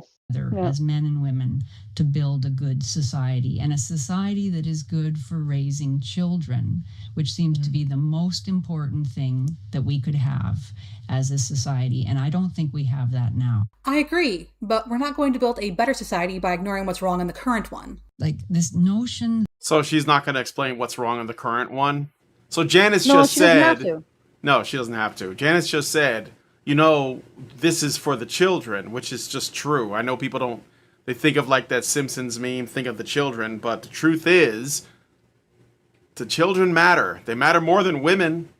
They matter more than men, in fact, in my opinion. So, but she's just like not going to address that. And yeah, feminism has been disastrous for families, which includes children. That there is a pervasive misogyny in our society that we must continually address. I've never seen that. I have not met. Oh yes, the things that they trot out to justify their war propaganda against men. These are her arguments. So the woman who made the video, she used some screenshots overlaid on top of this video clip. So this is not from the original video. This is her counter arguments. She shares: 1, women and girls are most likely to be killed by those closest to them. 2, femicide is a universal problem. So first of all, she validates the word femicide. So that's I mean, that should be obvious that that's like an issue. And 3, the true scale of femicide is likely much higher. Okay. Yeah, what femicide means, guys, is that women are killed instead of men, which is wrong because men are the right targets of violence. They're the rightful targets. They're the rightful targets of violence. Yeah, I mean, unless you're one of these people who just wants to live in a world where no one ever gets hurt or ever dies. I'd like to live in that world. Do you want to live? You don't want to live in that world? Then there's something wrong with you. The reason why I say they're saying that men are the rightful targets of violence is because they cite the intimate partner statistics in, for example, the U.S., But what's happened since 1970 and now is that black men are less likely to be killed by their wives or girlfriends, significantly less likely. And now they cite the fact that there was a massive decrease in the deaths of black men as evidence of misogyny against women, because the women's numbers didn't decrease as much as men's did. Right? That's what they're doing. So in 1970, the intimate partner violence, like the deaths due to intimate partner violence, were more equal between men and women. It was something like, I don't know, 45, 55, right? 55% women, 45% men. Now they've become significantly more asymmetrical, which what do they call that? That is misogyny. It's violence against women. It's femicide, right? But what actually happened is that the deaths of black men went down substantially. And then the deaths of women didn't go down as much. And that's what they're terming misogyny. Right? So less men dying is actual hatred of women. That's how I know what they're actually saying is that men are the appropriate victims of violence. And when it's a woman, that the real problem is not that a person is dead, it's that a woman is dead when it should have been a man. They wouldn't be saying this. If black men were still dying at the same rate as they did in the 70s, they wouldn't be calling it violence against women, would they? Well, they probably still would try to figure out how to do it, right? They wouldn't be calling this intimate partner homicide, violence against women. But the fact that less men die from it now, less men, but not less, only slightly less women, is hatred of women. It's femicide. Completely disreputable human beings. All right. Yeah. All right. I got a Rumble rant from Nova Fan who gives us $1 and says, "Feminist, I became a feminist because of my respect for men. Also feminist whenever women call men gay for being quote unquote not man enough. It's the patriarchy's fault. Stop blaming women." Okay. It's true. All right. Let's get her response. A misogynistic man. Oh, she is such a liar. Or perhaps she's merely ignorant, which would be very sad. Does Janice not consider Andrew Johnson, as well as the other speakers at the Make Women Great Again convention, misogynists? Or does Janice not know what... It's Anthony. It's Anthony Johnson. She got his name wrong. Anthony Dream Johnson, Beach Muscles, Red Man Group. Those guys are super gynocentric, by the way. Probably why they're... exist? I don't know. I don't know. How old is this video? This is only from 5 days ago. She's bringing up old stuff. I don't even know if those guys exist. I'll look it up. But the point is, they're not misogynistic, because they are not at all. They're not even. They're basically tradcons. Like, come on, Let's see. Red Man Group. Does it still exist? I mean, their YouTube channel still exists. I'll just go to the channel and see. Mute this. Last thing they put out was a video 3 years ago. Yeah. Last time they put out a video was 3 years ago. So they probably haven't been active. I will look and see if there's links. So. I want to address one of her screenshots. The most dangerous place for a woman is in her own home. Yes, right? The numbers make it stark. There's about 9,800 unintentionally injury deaths in and around the home. 58,300 poisonings, 32,500 falls. Of course, female intimate partner homicides are a little bit over 1,000 plus a year. So I guess she's right. The home is very dangerous for women. It's just not the man in the home that's dangerous. It's the tub, or the I guess accidentally drinking bleach in some horrible household accident. But keep humping. I mean, if got hit by lightning statistic there, feminists. I mean, if the safest place, like if women are only in a few places and all of the most dangerous places have been like essentially they've been sheltered from them, then but they're going to die from something.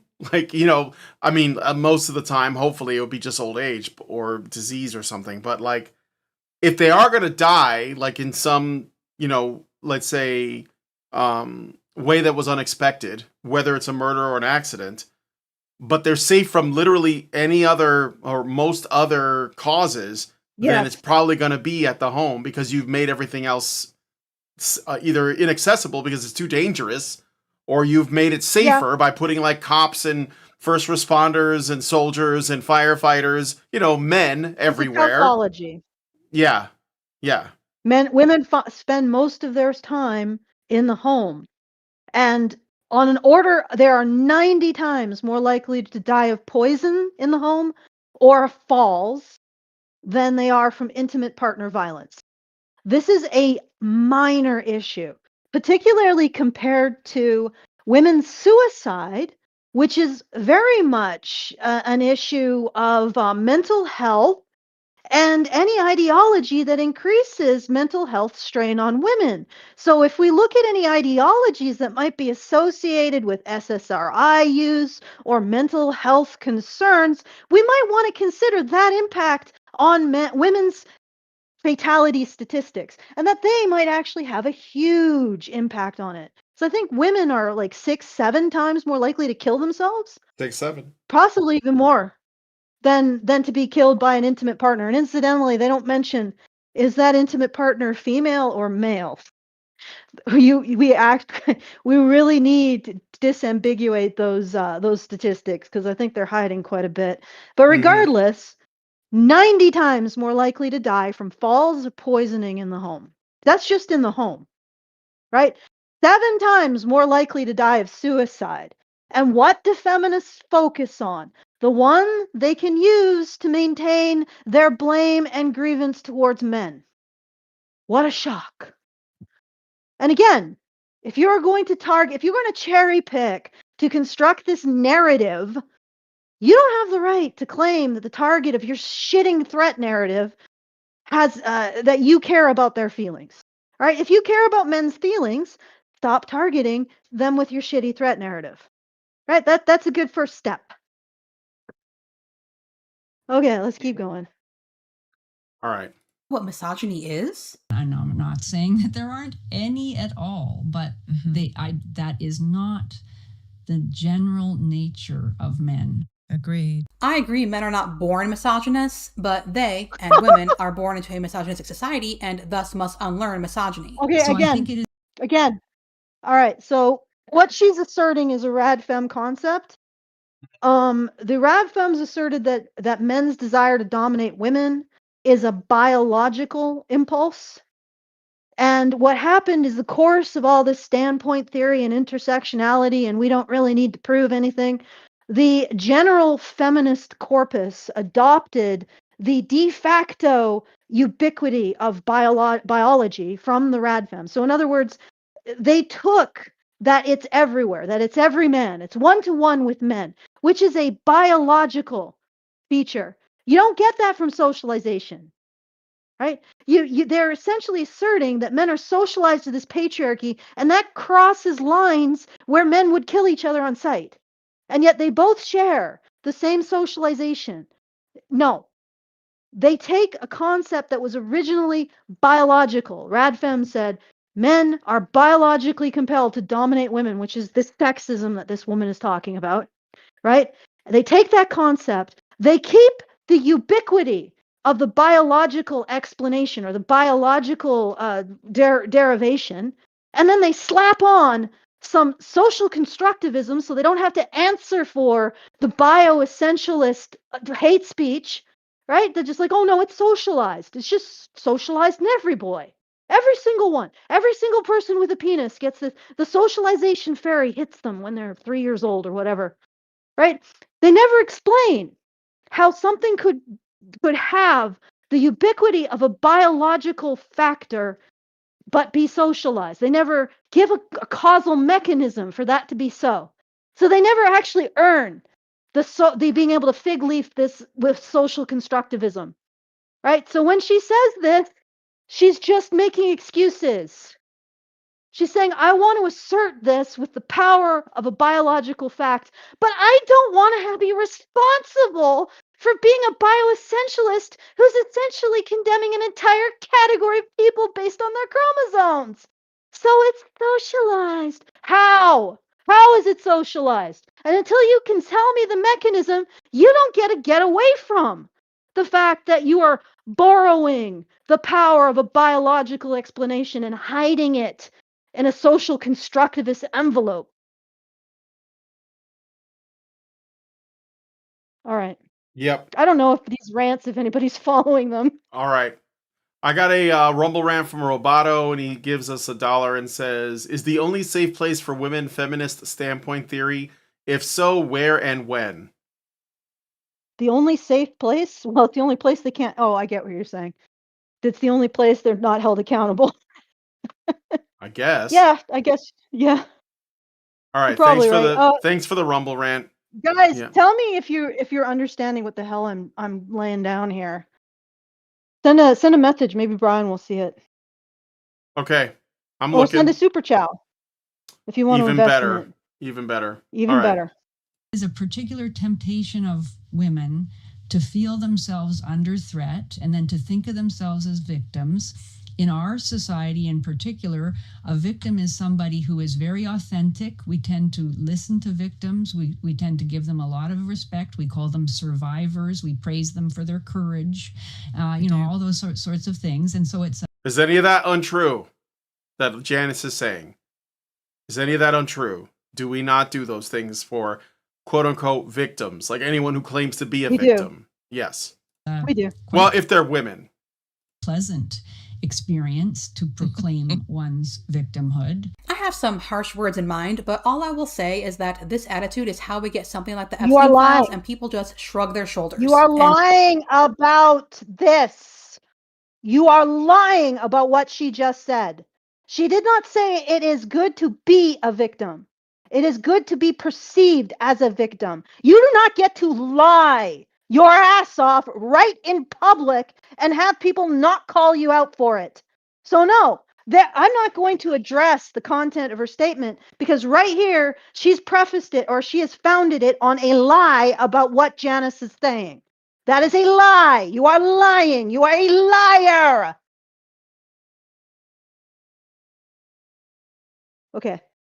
All right. You guys understand that, Rance? Yeah, I think they did. Yeah. And nothing happens. The little everyday things like men murdering their partners don't even get that. And along with it comes moral authenticity and purity. The victim is not responsible for anything she's done wrong, for any failures in her life. It's somebody else's responsibility. So she is unimpeachable and pure. Yeah, victims get so much respect. Says someone who freely admits that she's never faced adversity. And then what are you? As again, she never said she didn't face adversity. She said that she's only experienced kindness from men.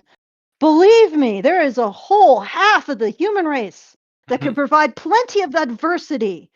I mean, men Janice, never did anything bad. we have footage of Janice being harassed by women. Yes. We have plenty harassed of it. And intimidated. Yeah. Yeah. So it's absolutely a thing. Don't you even dare. Don't you even dare say that she hasn't experienced adversity. Yep. Right, you little chit. Okay. All right. The result of that is that every experience gets filtered through the victim lens. It's called trauma. Oh my God. No, it's not called. Oh my God, it's called trauma. Just like someone. Oh, God, I'm sorry. Go ahead. Oh my God. Oh my God, it's called lying. Stop doing it. All right. All right. All you see, it's quite a satisfying worldview. And I'm speaking from personal experience. I found it very exhilarating when I was a university student to believe in the collective victimization of women. What? No, it's not satisfying. Yes. It's depressing. What? It is. Okay, it's depressing. Then stop doing it. Yeah, Like, I mean, don't do that to actively yourself, and then it won't be don't so do it to sad. yourself. Yeah, it won't be so sad. Why don't you listen to your betters telling you that it's not founded on anything? Have you done a citation analysis using Open Alex based on feminist assertions around patriarchy and male privilege? Have you read the foundational text? Do you know about the Marxist conflict or the attempt to derive patriarchy from Marxist class theory? Do you know about Hartsock? Do you know about Bremer? Do you know about Barrett? Do you know about Ramis? Do you know about Young? Do you know any of this stuff? Girl, do you? Have you read it? Have you done the work? If you haven't, maybe don't say you know anything about this thing called feminist conjecture until you have done the work. And when you do the work, here is my homework for you, my precious child.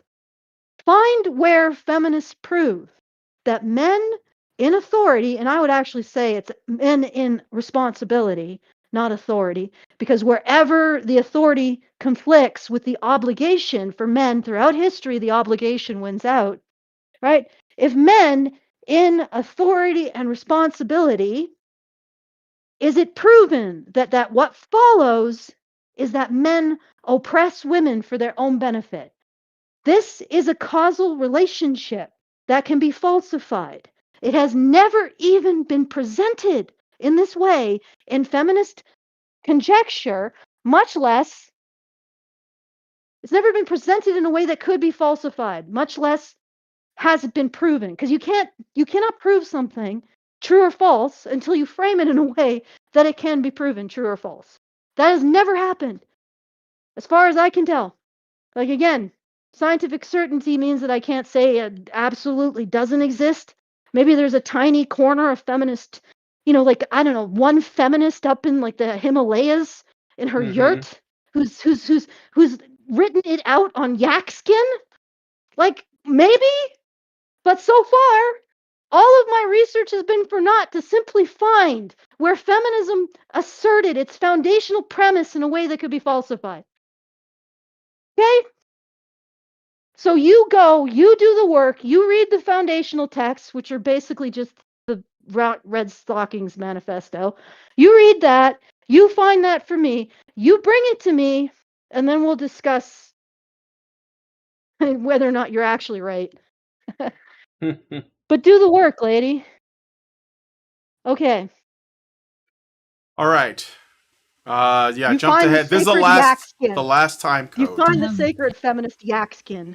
Empathy for others The lost in your feminist victim text. group, but certainly not for those that you perceive as privileged, oppressive, etc. No empathy at all, and you even feel quite justified in taking revenge. Citation fucking needed. On those people. You think they really? She needs a citation. Yeah. Suddenly we need a citation, but only for this. should suffer. You certainly don't care about their suffering, and a just world to you may seem like one in which they experience what you think your group has experienced. And that's exactly what feminism produces. And Oh, this woman is so full of shit. Feminism go doesn't back create one bit. Go back. Go back. I want to. Yeah, just about 10 seconds. All right. They experience what you think your group has experienced. And that's exactly what feminism produces. And Oh, this woman is so full of shit. I should have said 15 seconds. 15 All seconds, right. 15 or 20. Even feel quite justified in taking revenge. Citation fucking needed. On those people. You think they should suffer. You certainly don't care about their suffering. And a just world to you may seem like one in which they experience what you think your group has experienced. And that's exactly what feminism produces. And if she needs a citation, a feminist group on Reddit, and not called out, it's just up there, just presented for the world to see as a completely acceptable conjecture, is right now arguing whether or not men committing suicide is oppression of women. Okay, lady? You needed a citation there, you got one. And I can find much more right where that come from. Right from the rad femmes that the regular feminists disavow, but they still believe exactly the same stuff. Right? And again, my tickle through the feminist tickle trunk revealed that there was a strand of this kind of womanomics in which women were encouraged to work, encouraged to go into education, but without the massive head of resentment of Western feminism. So it was possible to separate these two things. You guys didn't. You just really, really, really loved the resentment. Right? We could have had a society where women worked, women had education, women provided for their families, women were still wives and mothers, just like throughout all of human history. And we didn't have to have, along with it, all of this resentment and blame of men. That was something that you just tacked on. Or rather, it wasn't even tacked on, it became the main thing.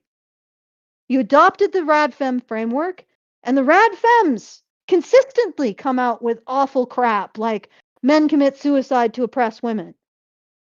And other, even if you can believe it, even worse framings. And that is part, like, you can't say that you are separate from RadFem. The only difference between a regular feminist and a RadFem feminist is RadFem is truthful about their ideology. Like, if you honestly think that men are biologically inclined to oppress women, that is, men are sociopaths with no capacity to love women, then the RadFem corpus, their thinking, is absolutely, it makes perfect sense. It's rational. Right? You can't, there's no possible peace that can be had between men and women. But here's the difference. Right? The RadFems are honest about the implications of feminist conjecture. The regular feminists just seem to want to use it to be superior to men, but not take it to its logical conclusion. They want to feel emotionally superior to men, which is exactly what standpoint theory says. Women are emotionally superior to men.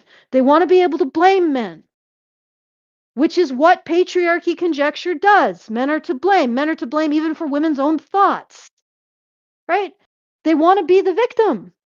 But the Red Stockings Manifesto literally says, how are us white women, how is our complicity with white supremacy actually contributing to our own oppression? So they metabolized racism and all of the issues brought up by the civil rights movement into women's own oppression. So what they were doing was evading guilt for their complicity in that system, insofar as they had guilt to have. I don't want to get into that argument, right? So they evaded that guilt. Those white women, the radical feminist Red Stocking Manifesto, evaded that guilt by metabolizing it into victimhood and oppression by men. If you can freaking believe it, right? That's another draw. All of this is sourced. Every single bit of it has a citation. All right, I know All that right. we are rapidly. Yeah, we're getting. Well, this is the Are we close last to the time end? code. This is Okay. the last time code. I'm just playing. Well, there is one. I don't know if we have time. Let's just play the rest of this one. Feminism doesn't create vengeful women. You know what does? Harm. It's so interesting, how she talks about how society is just so respectful of victims. And here she is, dismissing them as having no real reason for their pain, no real reason for their anger. I would like... Okay. So Fiamengo acting or speaking out against this is evidence what? Oh, are you going to frame Fiamengo as being part of the establishment? And you're saying, no, Fiamengo is part of the establishment, is calling victims out. That means victims don't get any cred. Yeah. Oh, and again, right? She is believing something that literally they could not create a proper explanation for it. They couldn't create it. They couldn't create proper evidence for it. So they simply invented standpoint theory, or at least they just fell into standpoint theory, to prove that they didn't need evidence for patriarchy and male privilege. So all of the harms that she's talking about are coming from something that doesn't exist, and they refuse to acknowledge it because they've convinced themselves of their standpoint superiority. Right? So, yeah. And if you once you get a situation where men are responsible for women's thoughts and choices, and women make bad choices, of course the oppression feels like it's everywhere because it's in your own brain. Okay. Yeah, that was the last one. So I got some super chats and stuff, so I'm gonna read them. The Dunk Skunk gave us 35 czars and says she is arguing for feminism being a response to trauma, which fair enough, trauma responses aren't healthy long term. No, I don't think they're supposed to be. Then we got one from Anonymous for 5, and they say, Allison, I endorse your rant. Please continue to shine a spotlight on the lies coming out of feminism, up to and including feminism itself and its rotten foundations. A foundation built entirely out of fiction-sourced assertions made about reality. Yep. Thank you for that. Richard Bier. Yeah. Yeah, I'm reading it now. He gives us $5 and says, okay, in the vein of women dying inside the home, there was this prominent feminist, Julia Firestone Smith. She died inside her own apartment from starvation. She had been under the care of a psychiatrist for her paranoid schizophrenia and had organized a network of women who would assist her with her daily routine. After the psychiatrist retired and moved away from her city, the network basically faded away and left Shulimia to fend for herself. She was so deeply into existential fear that she wouldn't or couldn't go outside of her own apartment, even to shop for food by herself. Apparently, she ran out of food, and there wasn't anyone from the sisterhood that was willing to take her food shopping. But there is always the sisterhood that ensures that women everywhere will be kept safe by the sisterhood. All right. Yeah, I heard about that, and there was another radical feminist that died, alone. She was found dead in her home or something. I read about it this morning, actually. Ladies. Yeah. Sisterhood has your back. Well, this is just a byproduct of maximum safety. Like, oh, if I'm not around anyone, I never leave my house, and I don't go to the store, and I don't eat, I'll be safe from men. And she just died.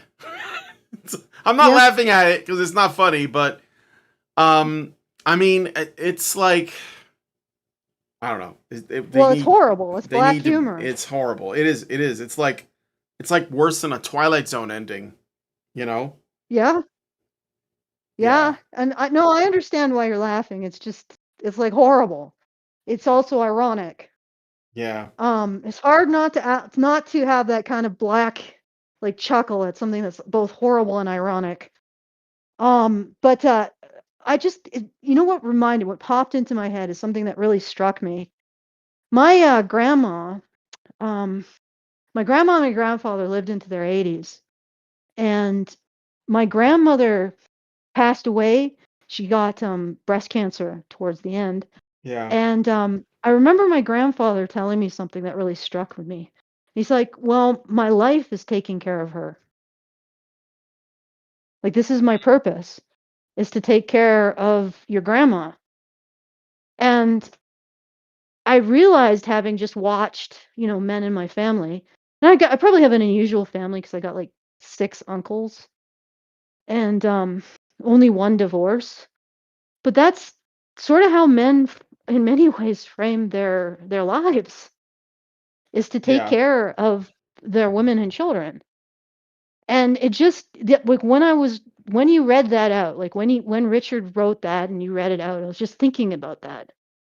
Because feminism tells women that someone like that, like my grandfather, is the oppressor of my grandmother. A man who considered it his life's calling to make sure that she was taken care of. Hmm? He also died a year after she did. And that's just, it's ridiculous. Yeah. And nothing good is going to come out of a lie that monstrous. No. You gotta wonder why she was paranoid. The Dunk Skunk gave us 35 czars and says she claimed that Janice isn't feminist because she hasn't experienced trauma. Her framing makes feminism out to be a cry for sympathy. That's true. Yeah, it's almost like you have to have supposed trauma to be a feminist, I guess. Nova Fan gives us $1 and says feminist is a logical, true believer of feminist ideology and dies in her own home as a result of her going crazy. Feminist pointing at men. Somehow this is your fault. Well, yeah, because if men hadn't made her feel that way, she wouldn't have stayed in the house and died, you see? So it is men's fault. It's interesting how this is happening to radical feminists. Yeah. Yeah, All right. well, I mean, that's like maximal feminist dose, right? Yeah. You're It's like ODing on it. freebasing feminism. Yeah, you're like right into the heart. just shove that I don't know, 50 cc's of feminism right into my freaking heart muscle. Let's go, baby. Plan to die. Being eaten by my cats. Like, yeah. All right. Yeah, that's it. So if you would like to send a message, because we're wrapping up here. If you'd like to send a message at any time after the show is over, you can do so at feedthebadger.com/justthetip. Very best way for you to send us a tip and a message with that tip, because it goes into our message containment system instead of YouTube's message enhancement system. And I'll leave it as an exercise to the viewer, which is better. All right, so once again, that's feedthebadger.com/justthetip. This is all available in the low bar as well if you're on YouTube. And good luck if you're listening to this via podcast. And if you would like to support the show, feedthebadger.com/support is where you would do that. Very much appreciated. Big shout out to the Great Indoors for throwing $500 into the hat. Thank you, Great Indoors. So thank you, Great Indoors. Everyone.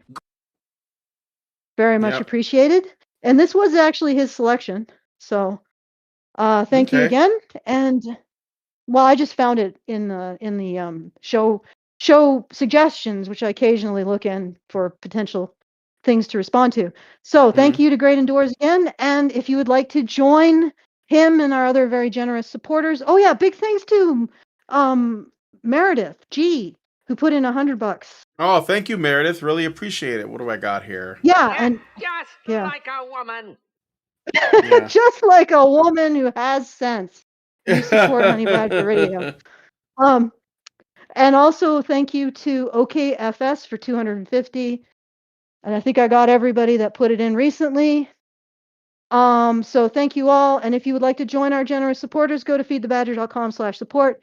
Put a few shekels, $5, $10. The little amounts are great too, because it's good to know that people care about this enough to I don't know, give us $5 instead of going to Starbucks, Schmucks, and getting your venti of your double cream sugar thingy. All right, so feedthebadger.com/support to help us out there. And finally, BadgerNation.online. If you want to read the story of Allison's trek into the desert of the real, that is the feminist corpus, attempting to locate through my travails, through with my Sherpa guide, attempting to locate the feminist on in the Himalayas in her freaking yurt, writing the sacred text of actually defended patriarchy on a yak skin, probably in her own blood.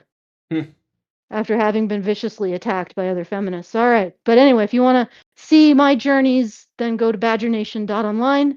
Those will be made available. And back to you, Brian. All right. Well, if you guys like this video, please hit like, subscribe if you're not already subscribed. Hit the bell for notifications. Leave us a comment. Let us know what you guys think about what we talked about on the show today. And share the video, because sharing is caring. Thank you guys so much for coming on this episode of Maintaining Frame.